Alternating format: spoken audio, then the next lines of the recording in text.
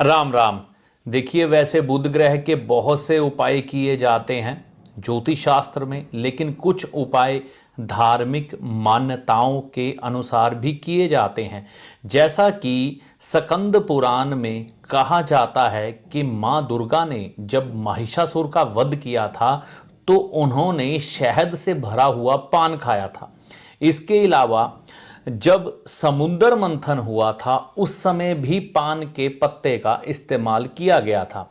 और आपने देखा होगा, जब भी आपने अपने घर में धार्मिक अनुष्ठान या पूजा पाठ करवाया हो उस समय पान के पत्तों का प्रयोग किया जाता है। तो पान महत्वपूर्ण हो जाता है उपाय के दृष्टिकोण से।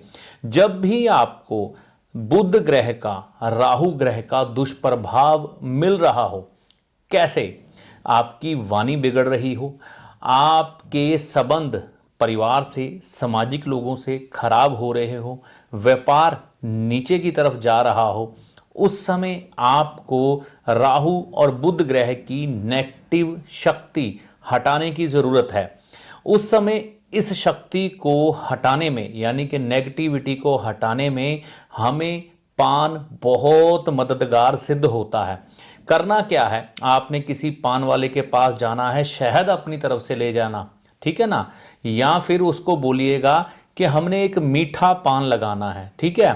तो इसमें शुद्धता ज़रूरी है, तो उसको कहिएगा हाथ धोकर ही ये कार्य करे, ठीक है। और शहद कोशिश करिए अपनी तरफ से ले जाइए, उसमें इलायची, गुलूकंद, लौंग, सुपारी भी डलवाइए और शहद, है ना। ये डलवा के मीठा पान लेकर माता दुर्गा जी को अर्पण करना बुधवार के दिन, है ना, शाम के समय।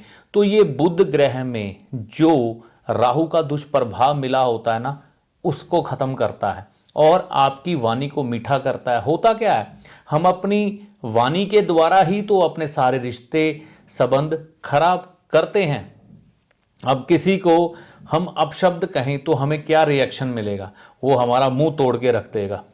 जब हम किसी के साथ मीठे शब्दों का प्रयोग करते हैं तो उसका हमें रिवर्स क्या मिलता है, उसके साथ हमारे संबंध ठीक हो जाते हैं, वह लोग हमको पसंद करने लग पड़ते हैं।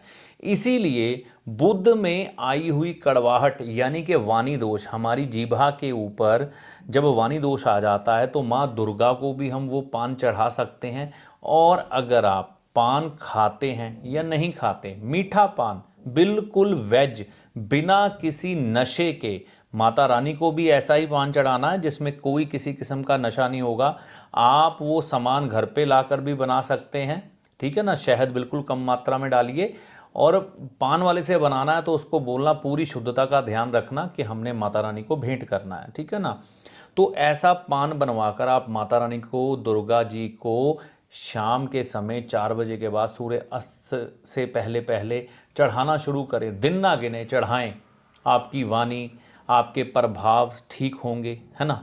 रिश्तों में संबंध ठीक होंगे, व्यापार में ठीक होंगे, बुद्धि का विकास होगा और ऐसी बुद्धि होगी जो असुरीय शक्ति, असुरीय सोच को कम करके आपको अच्छे कामों की तरफ अग्रसर करेगी। इसके अलावा ये पान आप खुद भी खा सकते हैं, ठीक है ना। मतलब कि यहाँ पर हम इस दृष्टिकोण से चलें कि हमने उस पान का इस्तेमाल अपने लिए भी करना है, लेकिन नशे से युक्त नहीं। सादा पान जिसको हम कहते हैं, मतलब कि उसमें नशा ना हो, उसमें इलायची हो, लौंग हो, सुपारी हो और गुलूकंद हो, शहद हो। तो ये सात्विक पान बनाकर आप उसका इस्तेमाल कभी कभी महीने 2 महीने में एक बार करा करें, बुधवार के दिन। इससे भी आपका ग्रह बुध जो है वो ठीक होता है। तो 2 तरीके हो गए इसमें, एक माता रानी को अर्पण कर सकते हैं मीठा पान, एक खुद भी खा सकते हैं। ये आप निरंतर करेंगे। समय की गणना, काल गणना इसमें मत करिएगा, इसको कुछ समय लगातार करते रहने से आपका बुध ग्रह ठीक होता है। उपाय करने के जो परिणाम है वो सुखद हैं। उपाय करके देखें, माता रानी की कृपा से ही लाभ होगा। अगले वीडियो तक के लिए जय माता दी।